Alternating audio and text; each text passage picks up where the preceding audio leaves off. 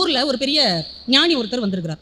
யார் என்ன கேட்டாலும் அவங்களுக்கு ஏதாவது நல்ல விஷயங்கள் சொல்லியிருக்கிறார். அவருக்கெல்லாம் முடிஞ்ச நல்ல நன்மைகளை எல்லாம் செஞ்சிருக்கிறார். இந்த நல்லது சில பேர் செஞ்சாலே ஒரு சிலருக்கு அது பிடிக்காது.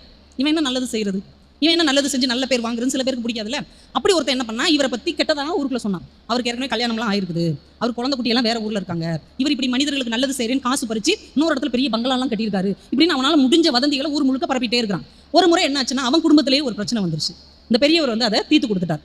இப்போ அவனுக்கு ரொம்ப உறுத்திருச்சு. சார், நம்ம இவரை பத்தி எவ்வளவுலாம் புரளி ஊருக்குள்ள கிளப்பணும், ஆனால் இவர் நமக்கு நல்லது செஞ்சுட்டாரு, மனுஷனா இருந்து அவர்கிட்ட போய் மன்னிப்பு கேட்டணும் அப்படின்ட்டு அவரை போய் தனியா பார்த்து, ஐயா நீங்க உண்மையிலே நல்லவர், ஆனால் நான் அதை புரிஞ்சிக்காம உங்களை பத்தி நிறைய தப்பு தப்பா ஊரெல்லாம் சொல்லிட்டேன், இந்த ஊர்ல மட்டும் இல்லை பக்கத்து ஊர்ல எல்லாம் போய் சொல்லிட்டேன், பரவாயில்ல அதனால ஒன்றும் இல்லை, இல்லை நீங்க என்னை மன்னிக்கணும், ஏதாவது ஒன்று நீங்க எனக்கு ஒரு தண்டனை கொடுக்கணும், அப்படியா உங்க வீட்டில் தலையணை இருக்கா அப்படின்னு கேட்டுருக்காரு. இந்த தலைக்கு வச்சு படுப்போமே அதுங்களா அப்படின்னு இருக்காரு. அதுதான்ப்பா இருக்கு, ஒரு தலையணை மட்டும் எடுத்துட்டு வா அப்படின்னு இருக்காரு. ஒருவேளை எடுத்து படுத்து காலம்பி கூட சொல்வார் போல இருக்கு அப்படின்னு அவன் தலையணை எடுத்துட்டு வந்து அவர் கையில கொடுத்துருக்கான். இந்த தலையணையை கிழிச்சு இதுல உள்ள பஞ்செல்லாம் இந்த ஊர்லயும் பக்கத்து ஊர்லயும் நீ வீசிட்டு வந்துரு அப்படின்னு இருக்காரு. இதுதான் பனிஷ்மெண்டா அப்படின்னு இருக்காரு. இதுதான் ஏன் பனிஷ்மெண்ட் அப்படின்னு ரொம்ப ஈஸியான ஒரு பனிஷ்மெண்டா இருக்கு அப்படின்ட்டு தலையணையை அவன் வாங்கிட்டு போயிட்டான். ஊருக்கு நடுவில் அதை கிழிச்சு அந்த பஞ்சையெல்லாம் பரப்பி விட்டான். பாதி பஞ்சை கொண்டு போய் பக்கத்து ஊர்ல பிச்சு எரிஞ்சான். அது காத்துக்கு பறந்து போயிடுச்சு.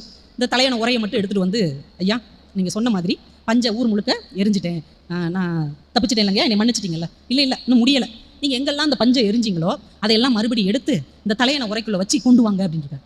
நான் வேணா வேற பஞ்சு வாங்கி இதில் அடைச்சு கொண்டு வரட்டுமா அப்படின்னு இருக்காரு. இல்லை இல்லை அதே பஞ்சை அதே இடத்துல இருந்து எடுத்துட்டு வாங்க. அது எப்படிங்க முடியும்? இல்லை முடியும் போங்க அப்படின்னு இருக்காரு. இவரும் ஊருக்குள்ள போய் பார்த்துருக்காரு. எங்கேயுமே அந்த பஞ்சுடைய ஒரு துளி கூட இல்லை. அது எங்கெங்கயோ காத்துல பறந்துருச்சு. வெறும் தலையணை உரையோட வருத்தத்தோட வந்து சொல்லியிருக்கிறார், அது எங்க போச்சுன்னு தெரியலங்க, அதை என்னால் திரும்ப பெற முடியல. சிரிச்சுக்கிட்டே பெரியவர் சொல்லியிருக்கிறார், என்னை பத்தி நீ சொன்ன வதந்தியும் இப்படித்தான் எல்லா இடத்துக்கும் போய் சேர்ந்துருச்சு. இனிமே நீ வந்து மன்னிப்பு கேட்பதால் அதை யாரும் திரும்ப நம்ப போவதில்லை. நீ செய்தது செய்ததாகத்தான் இருக்கிறது. இனிமே யாருக்கும் இதை செய்யாதே அப்படின்னார்.